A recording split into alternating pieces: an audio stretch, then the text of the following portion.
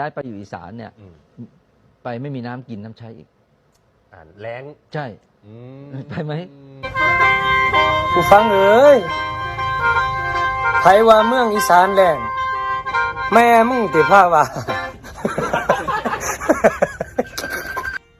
ไผว่าเมืองอีสานห่างสิจูงแขนผ้าไปเบิงป่าไผยังซ่อนร้อนป่าม่อนยังสวยรวยป่ากล้วยยังใส่ลายสิไปห่างบอนจังใด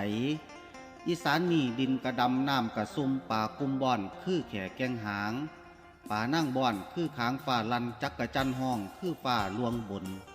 เพิ่นว่าหลายคนหลายใดหลายไหมหลายตำหลายคนหลายใดหลายไหมเฮ็ดเฮือนงามเนี่ยว่าต่างคนต่างกินเขาต่างคนกับต่างอิ่มต่างคนต่างอาบน้ำมันหาเกี่ยงต่างกัน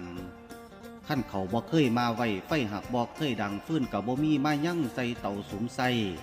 ไผสิหาแนวป้อนเอามาทรงใจประสงค์ใส่ทองอย่าคล้องถ่าผู้อื่นเขาให้เจ้าลุกตื่น